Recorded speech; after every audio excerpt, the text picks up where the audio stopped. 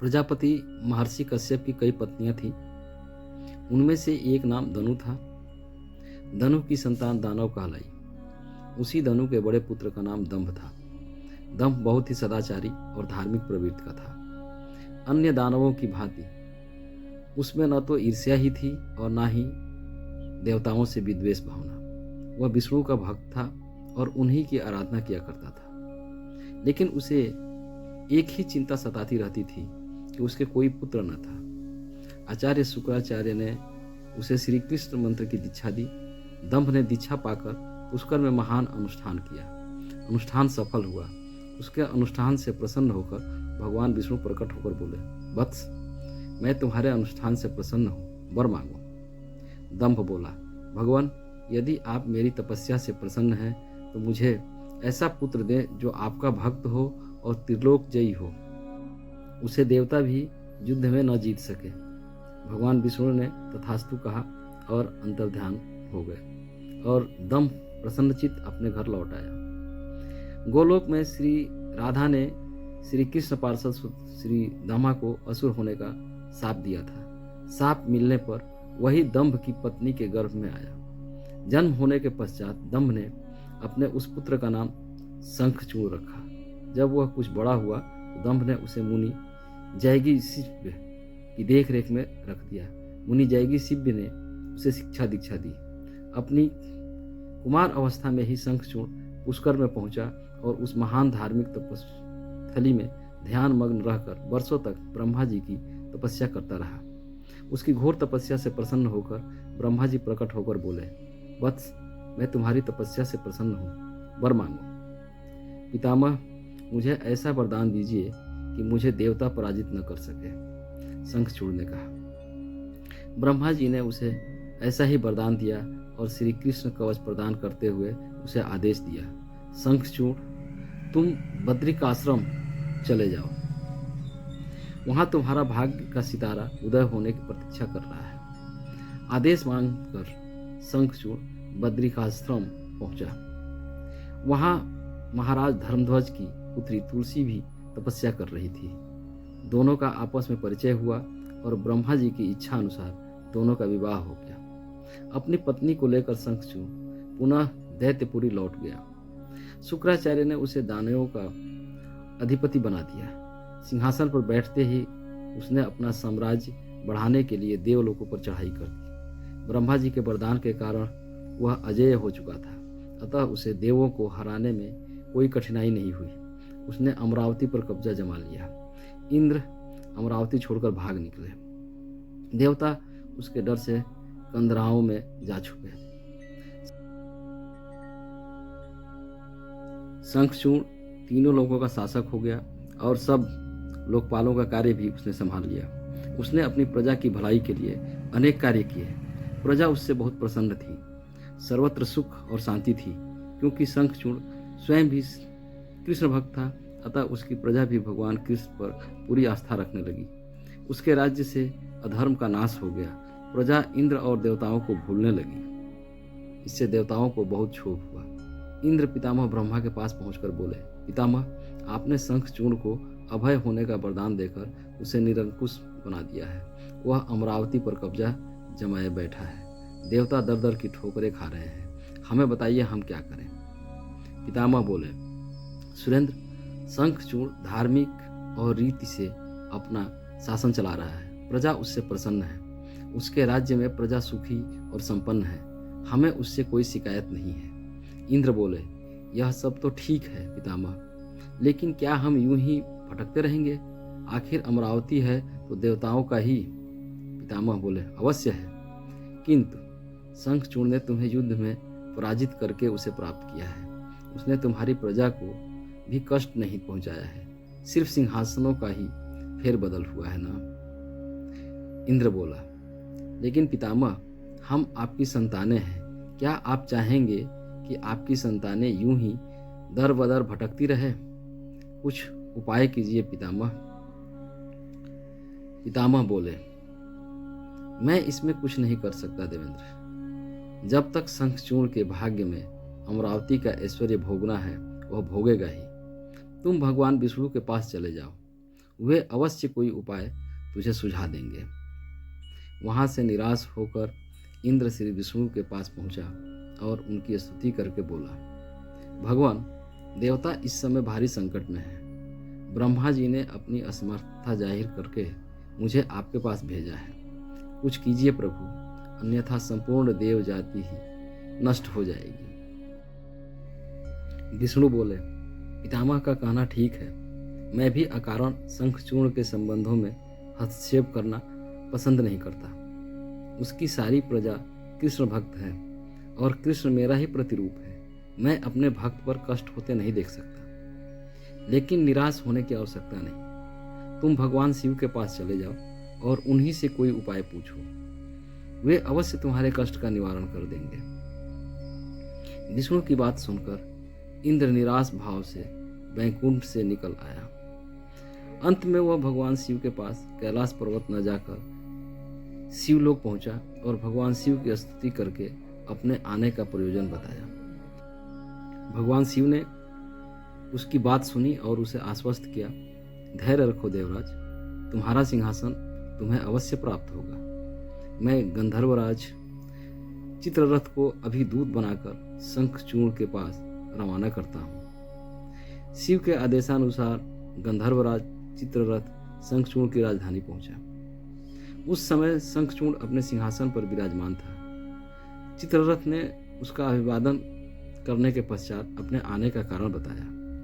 दैत्यराज, मैं गंधर्वराज चित्ररथ हूँ और भगवान शिव का एक संदेश लेकर आपके पास आया हूँ। यह सुनकर शंखचूर्ण के चेहरे पर आश्चर्य झलक गया। शिव के दूत को सामने पाकर वह सिंहासन से उठकर बोला, मेरा अहोभाग्य है कि भगवान शिव ने मुझे किसी योग्य समझा। आप संदेश सुनाइए। क्या संदेश भेजा है भगवान रुद्र ने? गंधर्वराज बोला, दैत्यराज, भगवान शिव का संदेश है कि तुम देवताओं का राज्य उन्हें वापस लौटा दो और उनकी अधिकार उन्हें दे दो। भगवान शिव ने देवों को अभय होने का वचन दिया है। शंखचूर्ण बोला, गंधर्वराज, भगवान शिव से मेरा प्रणाम कहना और उनसे कह देना कि शंखचूर्ण के हृदय में आपके लिए बहुत ही ज्यादा श्रद्धा है, परंतु यदि उन्होंने इंद्र के बहकावे में आकर मुझे दंडित करने का निश्चय किया तो मैं उनकी बात नहीं मानूंगा और उनसे भी युद्ध करने के लिए तैयार हो जाऊंगा। चित्ररथ वापस लौटा और उसने भगवान शंकर को शंखचूर्ण का उत्तर सुनाया। यह सुनकर शिव क्रोधित हो गए और अपने गणों को युद्ध का आदेश दे दिया। उधर शंखचूर्ण ने अपने पुत्र का अभिषेक कर उसे दानवाधिपति बना दिया और अपनी पत्नी से बोला, मैंने युद्ध स्वीकार कर लिया है देवी, ईश्वर करे युद्ध में हमारी विजय हो। अब मुझे अनुमति दो, मेरी सेनाएं तैयार है। शंखचूर्ण अपनी सेनाएं लेकर युद्ध भूमि में जा पहुंचा। दोनों सेनाएं गोमत्रक पर्वत के समीप एक दूसरे के आमने सामने आ खड़ी हुई। भगवान शिव ने शंखचूर्ण के पास एक बार फिर संदेश भेजा कि वह नादानी न करे और युद्ध से दूर रहकर उनकी बात मान ले, किंतु शंखचूर्ण न माना और दोनों सेनाओं में घनघोर युद्ध छिड़ गया। भगवान शिव और शंखचूर्ण आमने सामने डट गए। दोनों में अनेक अस्त्र शस्त्रों से युद्ध होने लगा। फिर भगवान शिव ने जो ही शंखचूर्ण का वध करने के लिए त्रिशूल उठाया तो आकाशवाणी हुई, देवाधिदेव, आप प्रलयंकर हैं, सर्वसमर्थ हैं, किंतु आपको मर्यादा की रक्षा करनी चाहिए। श्रुति की मर्यादा को नष्ट न करें। जब तक शंखचूर्ण के पास हरि का कवच है और जब तक उसकी पतिव्रता पत्नी मौजूद है, तब तक उस पर बुढ़ापा नहीं आ सकता और न ही उसकी मृत्यु हो सकती है। आकाशवाणी के खत्म होते ही शिव का त्रिशूल अपने आप रुक गया। तभी भगवान विष्णु प्रकट हुए। शिव बोले, भगवान, आपने तो मुझे बड़े धर्म संकट में डाल दिया है। आप ही ने तो इंद्र को मेरे पास भेजा और जब मैंने उसे अभय करने के लिए युद्ध आरंभ किया तो अब आप ही का कवच आड़े आ रहा है। अब आप ही कोई उपाय सोचिए।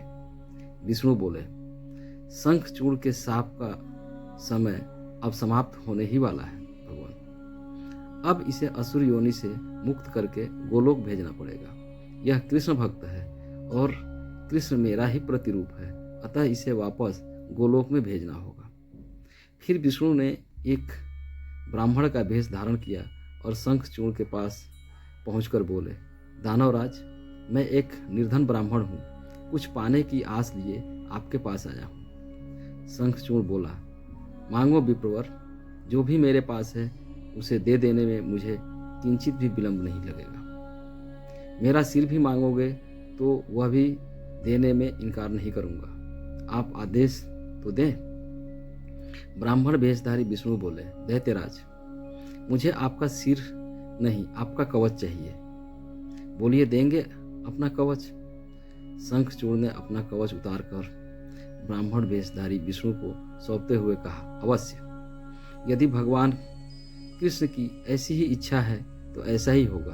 आप कवच ले जाइए। ब्राह्मण वेशधारी विष्णु कवच लेकर दैत्यपुरी पहुंचे। फिर उन्होंने शंखचूर्ण का वेश धारण किया और राजमहल में जाकर शंखचूर्ण की पत्नी तुलसी के पास पहुंचे। तुलसी ने उन्हें अपना पति ही समझा और उनका स्वागत किया। उस रात विष्णु शंखचूर्ण के महल में ही ठहरे। अचानक ही पतिव्रता तुलसी को धोखे का आभास हुआ। वह चौंक कर बिस्तर से उठी, बोली, कौन है तू और मेरे साथ छल करने का तुम में साहस कैसे हुआ? जल्दी बोल, अन्यथा अपने पतिव्रत तेज से अभी भस्म करती हूँ। विष्णु अपने वास्तविक रूप में प्रकट हो गए। उन्होंने तुलसी को समझाते हुए कहा, सुनो तुलसी, तुम्हारे पति का समय पूरा हुआ। एक साप के कारण ही उसे असुर योनि में आना पड़ा था। अब से वह गोलोक में रहेगा, क्योंकि तुम्हारा पतिव्रत धर्म ही उसकी रक्षा कर रहा था, इसलिए मुझे छल करके तुम्हें कलुषित करना पड़ा। तुलसी रोते हुए बोली, यह आपने अच्छा नहीं किया भगवान। यूं मेरे साथ छल करके मेरा सतीत्व नष्ट किया। मैं शाप देती हूँ कि आज से आपको भी पत्थर बन जाना पड़ेगा। आप में दया ममता नहीं है, आप पत्थर हैं, पत्थर। विष्णु बोले, और मैं तुम्हें वर देता हूँ तुलसी कि मेरे पत्थर बन जाने पर तुम्हें भी मेरे पास ही स्थान मिलेगा। भविष्य में लोग तुलसी और सालग्राम की पूजा करेंगे।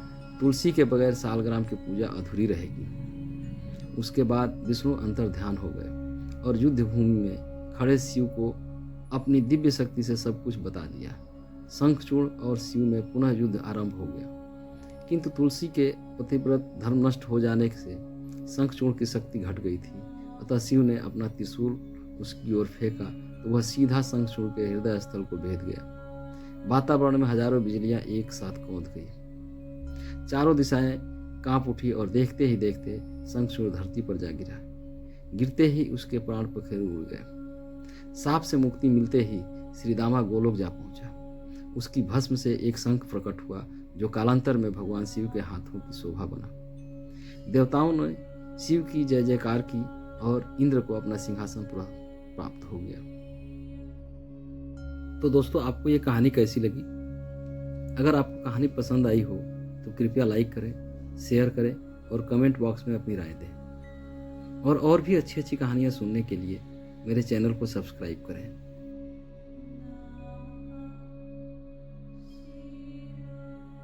धन्यवाद।